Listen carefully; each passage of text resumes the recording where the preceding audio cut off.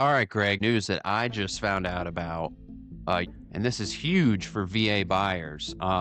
Greg, so you're very aware that if you buy a home with a VA loan, this home is going to be subject to a strict VA appraisal process, right? And Greg, what is the number one thing that the VA appraiser flags in a home, and it might even kill the deal? Peeling paint, by far. By far the number one thing that gets flagged. Always peeling paint. So what they're going to do, Greg, they're not going to get rid of the rule completely, but they are going to get a little more lenient with it.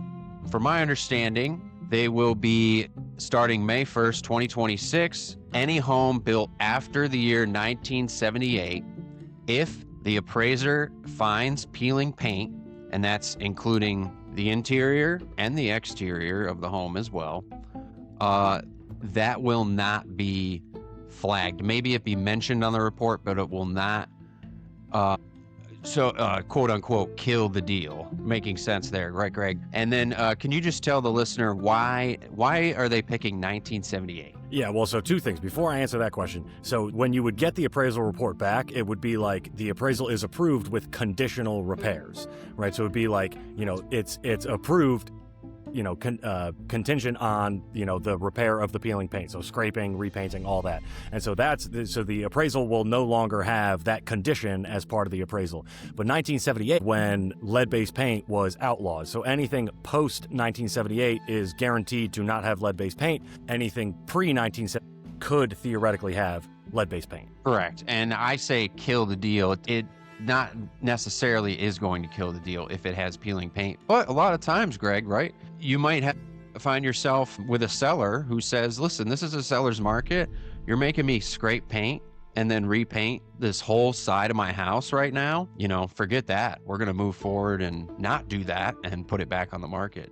Those situations and I would even happen. say, so that happens a fair amount, but even before you get to that point, when you're thinking about making an offer, actually, before even that, when someone texts me and says, hey, I want to see 123 Main Street, and I know that they're using a VA loan, I'm going to go check the listing ahead of time, and I'm going to say, shoot, like, there's peeling paint. Like, this is going to be very likely a deal breaker for the seller. So it's like, this is a problem before we even get to the point that we're actually doing an appraisal or getting the appraisal results. Like, this stems all the way back to when I'm vetting properties for buyers to begin with. So this kind of has impacts, kind of the whole way through the process. So that's definitely good. And like, it does kind of just blow my mind that it took this long for us to change this rule because, peeling paint, if it was built after 1978, we already know there's no lead-based paint. So the fact that it was ever conditional on peeling paint in homes built post 1978 was ridiculous to begin with. So this is just correcting a rule that was miswritten or not written correctly to begin with, but also just in general, that peeling paint rule is such a pain in the butt, and it just makes it so much harder than it needs to be to get VA and FHA loans under contract. And like, they are good loan products. They should exist. It should be easier for buyers to get under contract with them. And the peeling paint is such a big issue that it really just, I am not an expert on how much lead-based paint you need to eat before it becomes like a serious health hazard, but like, people are aware when they're buying a house with peeling paint that they're going to have to repaint it. So it's like, I feel like that rule is solving a safety issue that is just not that relevant to most people's lives.